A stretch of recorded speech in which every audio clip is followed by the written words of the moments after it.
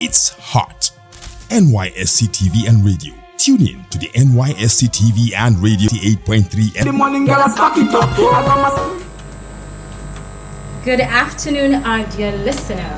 Welcome to the guest of the moment. My name is Augusta Oswald, and with me is Dixon Owem. Okay, so Guest of the Moment is a program where we bring in eminent personalities to glean from their knowledge, their wealth of understanding. And today we have a very important guest in the house. You should ring a bell for this. I think we should do that. Yeah, that's it. Because the personality we have here deserves even more Actually, than a bell. Yes, this is somebody we actually respect so much. Somebody we actually give a lot of compliments to. Like, the smile alone can raise the dead. You know? You understand? Like a very wonderful personality we have here today. All right, Augusta. Okay, so yes, the person we have here is the OO1 of NYSC. You should ring that again. That deserves another bell. Of course, yes. We are talking about our father and of course our mentor in the house today. So the OO1 of NYSC in person of Brigadier General I should be clapping. OO NAFIU. Welcome, sir. Thank you very much, and it's a pleasure to be here with you this afternoon. And a very big shout out to teaming, hardworking, vibrant, energetic core members out there serving their fatherland. Good afternoon to you all our listeners, and I'm happy to be here with you in the studio. Thank you, sir. You're welcome, sir. You're welcome. You're welcome to this edition of the Guest of the Moment, and we are really excited to have you here. Excited. You're not just any other person. No, he's not. You are our father. You are our leader, and it's such an opportunity to be asking you questions today. And I know we're going to enjoy this process. You're not even asking me like, Dixon, why are you smiling so much today? I mean, I was because going to ask. like, I smile even more than what I used to. And you are even laughing I'm actually more. blushing. Do you know what it means to have a father seated before us? Like, come on, like it's beautiful. Thank you so much, sir, for joining us today. Yes, please, for honoring our invitation. Yes, of course. Okay, sir. So it's been 3 months of your appointment as the Director General of. 4 months of your appointment as the Director General of NYSC. How has it been so far, sir? Thank you very much for asking that. It's expected, and I'll just simply say that it's so far so good. It's been challenging. We've had a series of issues come up. I came in at the peak of agitation for payment of the new rates of allowance to core members, and that was the first encounter I had, being called out and a lot of things, and we were able to navigate that, God helping us. I'll say I'm a very fortunate person because I didn't work for it. Let's put that on record. My predecessor and the Honorable Minister of Youth Development did a lot to getting that approved by His Excellency Mr. President. I guess I think sometimes July last year. And of course it took back and forth a series of letters written by the immediate past Director General to the appropriate quarters, Ministry of Finance, Concerned General's Office, and other places to get this started. And I came in and boom, it started raining.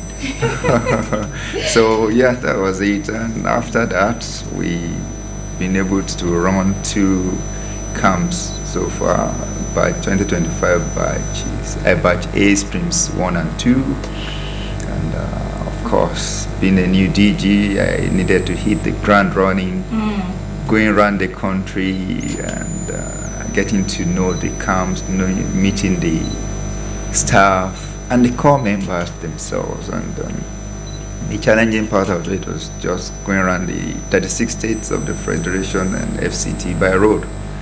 Yes,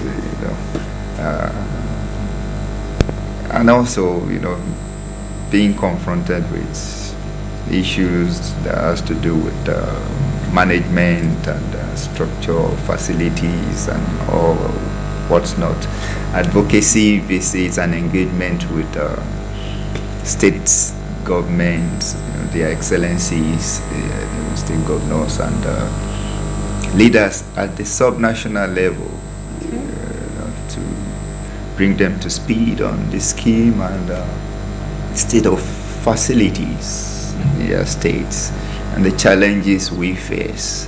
And we are still on that. We've been receiving positive responses from if a couple of a number of the states that we reach out to, and we are still reaching out to more. Then, of course, settling down to understand the scheme itself, Must have been challenging for you, sir. Well, I would say I was fortunate to be coming from where I came from. That exposed me to management and administration at the strategic level of organizations. So coming into the NYSC was quite, not as challenging, I would say. And of course, the structure here is kind of similar to what we run in the military. The departments and are kind of similar in what they do. So transitioning wasn't that difficult, but of course it's a new set of challenges altogether. And kudos to the staff of the NYSC at the National Directorate, the the state, zonal and local government levels. I know I say it without mincing words that they are some of the best you can find in any ministry, department, or agency or government in this country. Yes. Yes, if you are out there and people from outside, you don't have the right perspective of what goes on in the NYSC. And I keep telling people, when you talk about NYSC, it's okay, NYSC this, NYSC that. I was like, no, you really need to be in it. I was once in that group, and you see core members, you say some things, and your point of view is so narrow.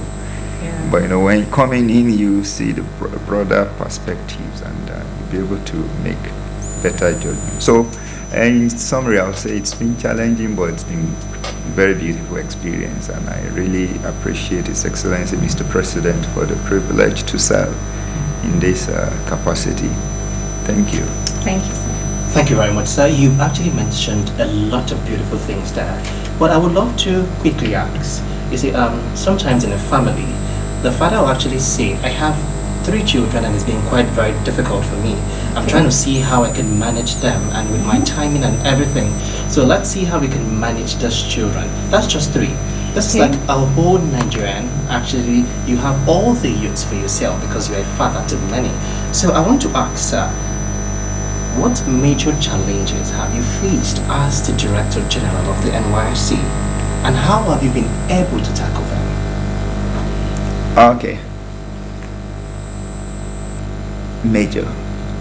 All right. I think the first thing I observed coming on board is from my point of view, I felt we were not communicating well with the youths. The core members, and I challenged the information and public relations unit and the media and everyone when I came in. Look, we need to understand the fact that there are 2 or 3 generations coming together in this entire scheme. We have the Gen Z majority of our clients that are the core members, and we have the generation of the staff members. We communicate differently. We have different perspectives. That's When I go around orientation camps and I discuss with, interact with core members and staff, I tell them that the letter R means different things to the two generations. To the older generation, it connotes respect. Okay. To your generation, it's relationships. Oh. You are in a relationship, yes, you want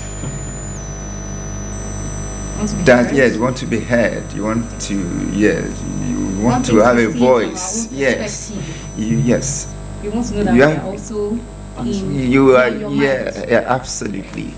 And that we need to find a midpoint to resolving this. And I challenge them that, look, first we really need to go into the world of the Gen Z.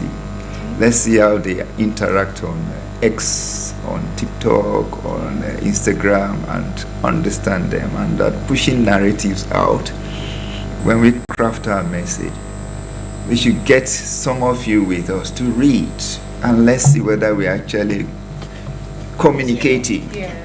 Yes, and give us ideas on how best to present our ideas to your colleagues. And I think so far so good. We are making progress, and I'm learning myself. Equally learning a lot, and I'm still trying to navigate my ways around some of these things. But you agree with me that we are making progress, and I really kudos to the leadership of our media handlers, the Director of Media, Director Information and Public Relations units, and others that are handling image making and interfacing between us and the public and the core members. So we are learning, and I believe you guys are at the receiving end. You are hearing us better Yes, and yes, clearer. yeah.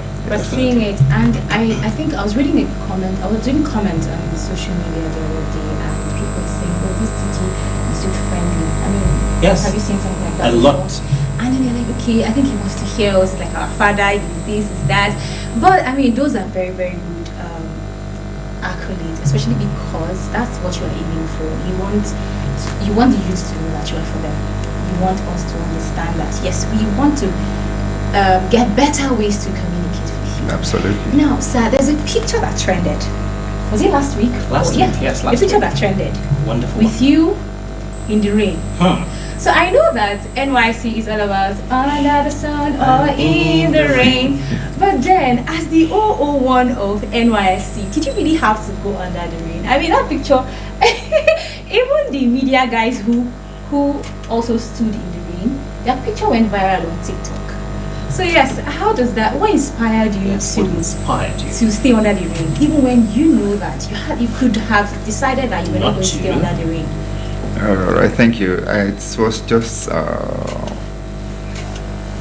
coincidence, and it wasn't planned. Of course, there's no way you plan rain to Yes, come true. up with such a.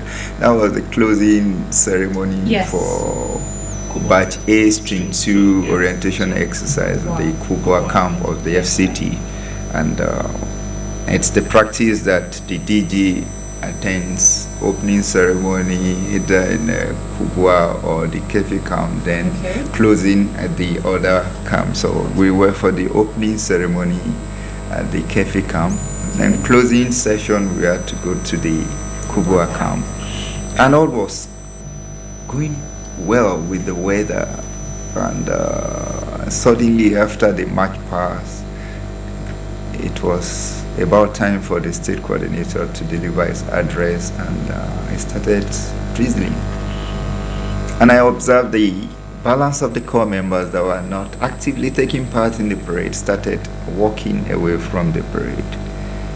And I saw the soldiers were getting agitated, and of course, being a military man, I knew what was to follow. Okay. Likely going to be the soldiers going with the police and NSCDC, trying to push them out, like, go, don't mess up the parade, don't mess up the parade. And of course, the people on the parade actively taking part will get discouraged when they see their colleagues out of the rain. That's true. I saw my orderly had gone to bring the umbrella. So to dismiss him, I asked him to take the umbrella to the announcer to go and give it to her so that our script will not get wet.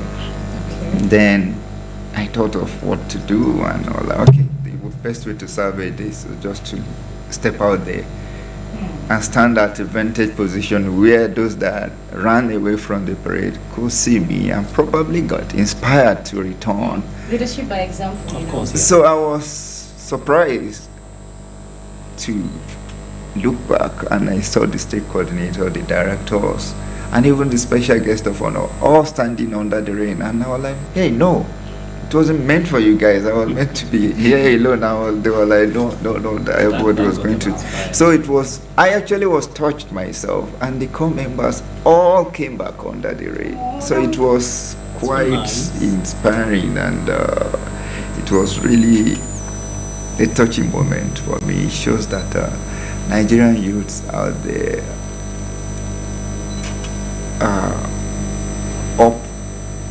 they can be inspired. You can easily inspire them by what you do. Yes, so it goes to show that if the DG goes to do the wrong thing also, of course, that will be copied. And we should not forget the fact that you are in the majority, the youths are in the majority in this country. So the forces of good and evil, stability and instability, there's this push-pull. Everyone is trying to win the Nigerian youths to their side. The government is trying to incentivize the youths, trying to provide jobs, trying to provide skills, trying to provide grants and orders to get the youth settled and contribute to nation building. The other side is trying to look for gaps in government's activities to win the youths over to get their own agenda pushed through also. So it depends on what side you are. So the youth critical bargaining chief, everyone is after the hearts and mind of the Nigerian youths. So thank you, sir. So that wasn't just all that day. Okay. You know what actually happened was we have this very serious traffic on social media. You get So after the whole ceremony, after everything, after DJ stood under the rain, so he left for a while, and people were like, "Oh, he's going." That was actually very beautiful. But do you know he still actually turned back and he went towards the crowd? And you can imagine how the core members actually gathered him. So people had opportunities to touch him, and people were like, when the video went viral, they were like, he's such a wonderful man, and he was just smiling. So when the other security team actually came in, he was like, no, allow that, and he was there for like 20 to 25 minutes with them. You were counting? I was counting because I was happy to be there too. So so I want to ask, how did you feel after that? Maybe after standing under the rain, maybe some persons would just leave, but you didn't just leave. You just I think you went to drop something and you came back to the crowd and you were with them and they all gathered you for a long time. So how did you feel? Yeah, well, I actually saw the special guest of honor off to his vehicle and bade him farewell and thank him for coming for the parade and joining to inspire the youths by coming to stand under the rain. Also done, by the way, the special guest of honor was the Monday Secretary Youths FCT, came to represent the Honorable Minister of the FCT. And yes, I needed to go back and touch my people and say thank you. Yes, I needed to go back. I love being in the midst of core members. The first encounter I had with the NYSC was when, against my wish, I was nominated to be camp commandant in 2008 at the NYSC retention camp Black Gold in Kaduna. Okay. Yes, and I didn't want to go, in all honesty, but eventually, I enjoyed myself at the end of the day. I thoroughly enjoyed myself and maintained contact with a couple of the NYSC officials I met in camp, and quite a number of the core members that served with me then are so my friends. We still chat. We are still in touch to date. That's amazing. That's beautiful. Maybe I should collect this number after this. Oh yeah. That will share. I'm going to. I want to ask other questions, but I want to first of all, I want to say a very big congratulations to you for helping us achieve 77K. Okay, no, you can't. You don't understand this struggle. You don't understand this. I remember seeing my alerts. And I'm like, okay, is this really happening? 77K. Thank you, Jesus. But now, arrears, I want you to throw more light on it, because I'm going on social media and I'm seeing where our arrears so, and all of that. And me, low key, sometimes I look at my phone like, okay, when is it going to come? I'm not spending like, when is it going to come? So, sir, please, can you throw more light on the arrears? Okay, the issue of arrears has more or less become the elephant, or the big elephant in the room. Okay. You know, core members and Alawi, like 5 or 6. Core members really like money, actually. Well, no. You see, money itself is not bad. It's the love of money that is the root of all evil. So it's not money itself. So, yes, you see, it's just taking one step at a time, as it were now. Recall the presidential pronouncement or approval to increase from 33,000 to 77,000. Came about, it was July 2024.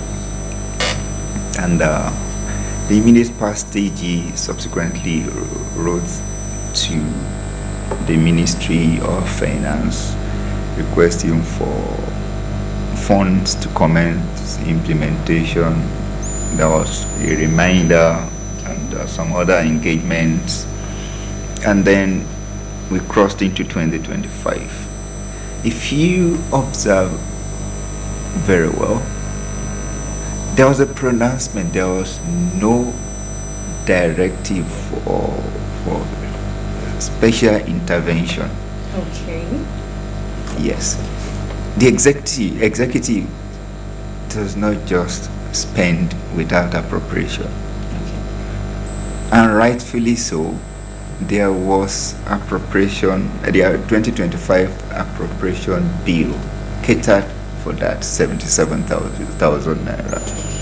And you see it in the NYSC's budget, the personnel cost for the NYSC for 2025.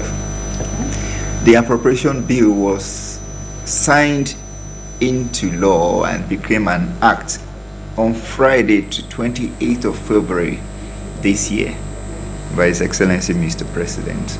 And that was when the Ministry of Finance, Accountant General's office and everyone started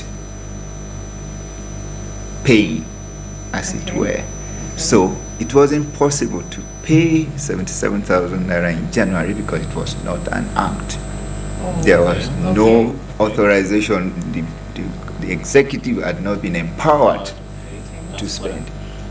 It was infeasible in February. But in March, after the signing of the bill into an act to law, they had to cater for that. And that's why, because I came in and took over on the 6th of March, the money came in March. And that's why when people were saying that, okay, it was as a result of some people calling out the government, no, it was just, people just took advantage of what was already in the offing to make to create content and make for those. But the government had already done that.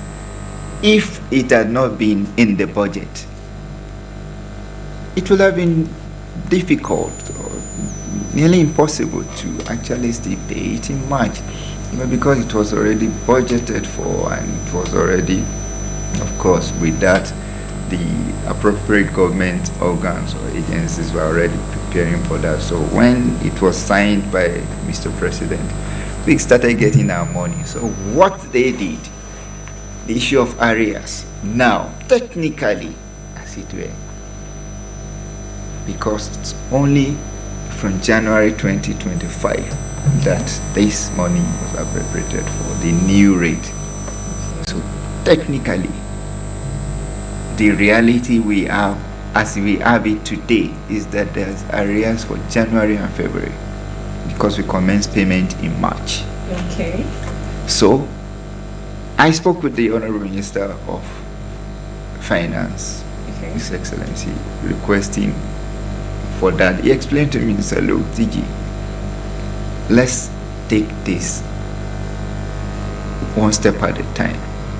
What I'm authorized, what is authorized now is January, February, from January. So I will start paying you. I'll spread the money for January and February over the 12 months for the year. Okay. So when we were funded for March, they gave us that fraction for January and February, added it to that of March. So we kept it. When that of April, May came in, we were able to have substantial amount used up. And that's why we were able to offset 1 month, Wow. which was January. So now we've started gathering again the fractions for June, July, August, September. So hopefully by November, December, Okay. we should be able to pay that of February. Okay. So it's going to be a wait, except the ministry does otherwise and goes and backfill or leave from fill now, however it is, and say, okay, instead of spreading this fraction, now we have money, we are consolidating it and we are giving it to offset February. We'll gladly do that, but like I promised your colleagues when I went round, I think that was sometimes in March, Okay. to promise that we will commence payment of the new rate from March, because of course I could confidently speak that way because I knew we were being funded already, and as at then I had even authorized payment for those that were passing out that month, the new rate for those that were passing out that month. So as we have it today, the reality is we've collected arrears for January, arrears for February, we are building it up. Once we have it substantial enough that can service that, we will pay. And those that even left, that had left by the time we made the payment, of course, we keep record. So don't be afraid. When you leave in how many months' time? In 4 months. 4 months' time. Yes. Yes, if you are unable to make payment by before then, we'll send you your money. Okay, sir. Wow, this is eye-opening because that's why people spent their money, their 44K, they were just chilling. And now, so for expecting 44K now, I know that some people looking at me right It's now. savings actually, so consider it as savings. I know that they're like, is that what? But of course, so you've heard. So please be prudent with your allowances. Please be prudent with your allowance. So over to you, Dixon. Okay, still on that, sir, I really want to say a big thank you just for what you just said. Because when I actually heard about the areas, I was like, wow, this is really amazing. And somebody called, that was then, was like, I actually wanted going somewhere to get something and I didn't have any money on me. But just waking up that morning, So 44K. so 44K. So first I was like, who sent this man? You saw this thing now. No, maybe the person didn't wake up well. So the person didn't even imagine that. So I don't know if you understand. So that happiness, of course, and that comes with a whole lot of blessing, let me say. Yeah. Because somebody will say thank you and God bless you. And I must really say thank you on their behalf, sir, because you've been a faithful leader. I would confess that most leaders could not actually do that. But since you are a father, and not just a father, you are a mentor and a friend, it's been really wonderful. Okay. And I must interject here. Sorry to interject. You see, the kudos actually shouldn't go to the DG. I must make that. It should go to the government. The government is responsible. Like I kept saying that from day one, that the government is responsible and responsive. we should always understand the dynamics. Okay. It's human wants many, but the resources to that's economics 101. Yes, you always have limited resources, and there's several competing demands. Yes, the youth government is so passionate about the youth, but there are other competing demands, and you say we'll always continue to advocate for better pay, for better allowances, for better facilities and everything, enabling environment to make Nigerian youths more productive, viable, and to be able to live and fulfill their dreams and aspirations. But you see, that's just on one side. Government has other responsibilities to other people in the society, so it's not only NYSC. They're just a fraction of yes, so we should always understand that and be appreciative. So kudos to the government. We thank the government. Kudos to the government. It's just Oliver Twist. Thank you. We look forward to more. Right. So, sir, there's something I've been meaning to ask. I know that the NYSC scheme really wants core members to be equipped with skills, and that's where SAID comes in. Now, yes, there's that. But what's NYSC's long-term vision, to help alleviate youth, especially as regards unemployment? Because I hear people asking. I interacted with somebody this morning, and I asked her, after NYSC, what next? And she took a deep breath and said, honestly, that question puts her on the edge, and she does not know. So, what's the long-term vision for the youth, especially in addressing the issue of unemployment after NYSC? Well, thank you. It's a brilliant question, I must say. And let's look at either the bigger picture, the system thing. In the design, bigger picture, it's not the responsibility of the NYSC to get you employed. Yes, it's true. So there's a ministry out there that does that. There are departments and agencies of government that are statutorily responsible for that. Okay. What NYSC does or is doing is to complement that. Okay. Yes, everybody talks about the gap, skills gap. Yes. And we say that, look, NYSC is fortunate to have this huge population of graduate youth. Okay. And of course, those are the people that primarily seek employment. And to kind of relieve pressure on the ministry that is really responsible for that, Okay. NYSC tries to, like I jokingly or popularly say, give you two for the price of one. Okay. You basically come to get your certificate of national service at the end of the day. So we provide that opportunity for you to have a side hustle, like I say. So yes, so this through the skills acquisition and entrepreneurship development, because we cannot disown you at the end of the day. At the end of your service, you pride yourself in the fact that you've graduated and you have your certificate of national service, where you have fulfilled that constitutional requirement of serving your fatherland. So as a responsible and responsive to, I must say that again, agency of government or scheme as we call it, we thought that, okay, how do we relieve pressure on the Ministry of Employment or the agencies of government saddled with that responsibility of providing? And mind you, the private sector should be the bigger or the larger employer of labor in any society. Okay. Government should not take the lead in employing, as the lead employer of labor. Okay. So we're trying to strengthen the private sector. Okay. We're trying to open the eyes of young Nigerians, Nigerian youths, graduate youths, to the opportunities that are found out there, because most of them are focused on, okay, let me graduate, finish NYSC, apply to start working in a ministry, or department, or agency of government.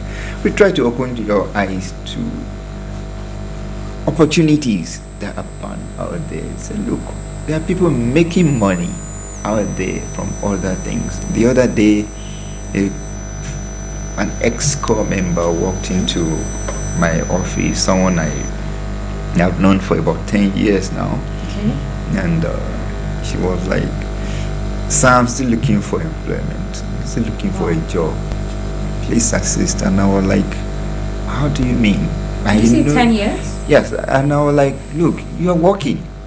She said, yes, she wanted a formal job, government employment job. And I was like, "Okay, tell me, how much do you make at the end of the month? Net income." She was like, "About 200K. I was like, "Okay." And you have your time to yourself. You are your own boss. You get people, you have people that you pay, people that work for you that you pay, and you still make that much. She smiled. And I was like, "Okay, if you come in to start working in any of the ministries, how much do you think will start you with?" She was like, like 350K. And I was like, "Hey, are you the PAMSEC? Are you the DG?" So I said, "Look, when you come in and think of the minimum wage, let's say you start you on maybe like 120,000 a month. Okay. We are going to take your time from you. Now you have to be waking up by 5-6 a.m. to get to work by 8 a.m. Yes. And the chances of closing before 5 and getting home before 6-7 p.m. it's really very slim. Yes. So the time you have to do what you are doing now, that you're making this, we've taken it from you. So the balance of your time, do you think you can work and make more than 50,000 that will balance that 150? And mind you, you are spending out of the 120 to transport yourself, feed, and all those things. So she sat down quiet. So those are the opportunities we are opening to you. That look, you don't necessarily have to look for jobs in the formal sector. The informal sector, you can be a king in your own right in the informal sector, thereby contributing to the gross domestic product of this country and building the economy of their country. What you just said, I remember one of my friends, she was writing about her story on Facebook and how it was her 33, then it was 33K. She collected the third month and she decided that she wanted to learn how to make bed sheets. Okay. So now she gets build materials, like very nice ones. She makes this beddings, bed covers, and she sells it, and she makes a lot of money. Yes. She makes it. This is somebody who decided. So I think that yes, just like you have said, it's not about, because if this lady, this person you're talking about now, sits down and wants to increase his or her earning capacity, the person will do so. If you can earn 200,000 naira by yourself, I think you can multiply that. Yes, it's just opportunity to, bigger, capital to expand the. So I think that's where loans, grants, and the rest. Absolutely. Yeah. Thank you very much for Thank that you. one, sir.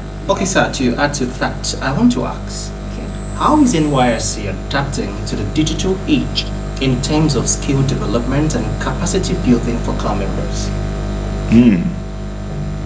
Thank you.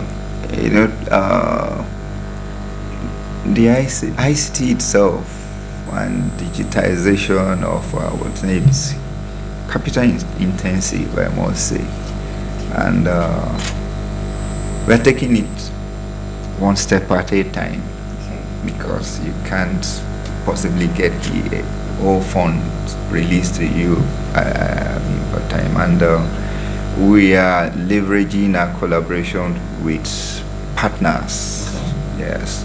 To get our dreams realized in this aspect. I'm glad sometimes, or earlier this year or last year, Her Excellency, the First Lady was here to help commission studio, TV, the digital museum, and yes, and you see that most of the Said programs we are doing now, the groups we have in the ICT, we are trying to leverage partnership to really pursue our goals, our dreams in that regard. And of course, we are fortunate to have several digitally aware or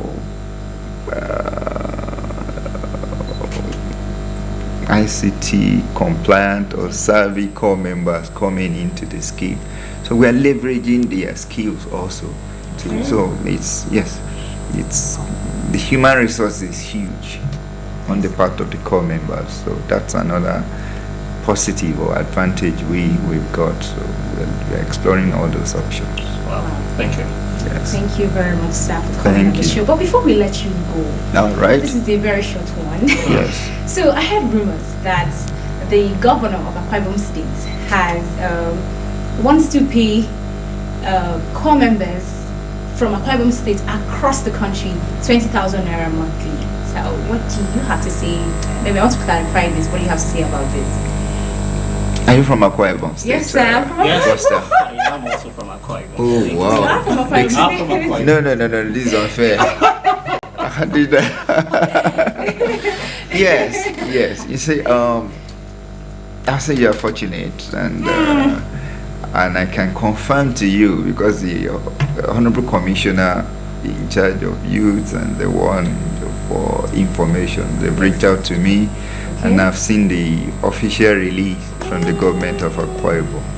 And I think it all started during the orientation visits. I visited the state. Unfortunately, I couldn't meet His Excellency, but he sent the Honorable Commissioner to the camp to interact with me, and we had interaction. And he promised that yes, His Excellency actually was thinking of doing so many things. And they further reached out to me on return to get the list of core members serving in Akwa Ibom State. So that was the first step. So His Excellency first, to appreciate the core members from other states serving in Akwa Ibom State, that I was going to pay them 20,000 naira additional every month. So as they were celebrating, the commissioner reached out to me again to get the list of all core members, active core members of Akwa Ibom origin. Wow. And I provided it. And I think after His Excellency saw that, there were about 10,000. Wow. So that means His Excellency to service the core members of Akwa Ibom origin serving outside of Akwa Ibom State annually. The state will spend about 2.5 billion naira. Wow. And the same or equal amount will have to go and paying core members from other states serving in Akwa Ibom. So technically, the state is spending like 5 billion naira every year now to pay 20,000 naira monthly to core members. So it's a huge one, and I think I must thank His Excellency for that and congratulate you, Akwa Ibom core members, for this. I hope that will not put pressure on requests for posting to Akwa Ibom State. So I guess I will have to. Maybe I will be going to Akwa Ibom to do monthly biometric clearance, so that DG also can benefit from this. So thank you.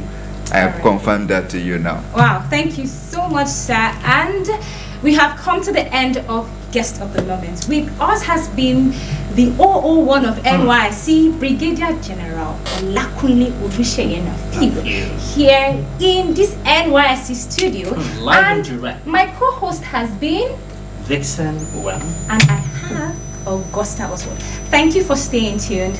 Until we see you on another edition of Guest of the Moment, don't go nowhere. Bye, fellas. Bye.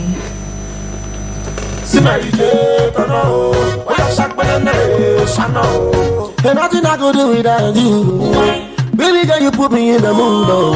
Baby girl, you make me wanna feel like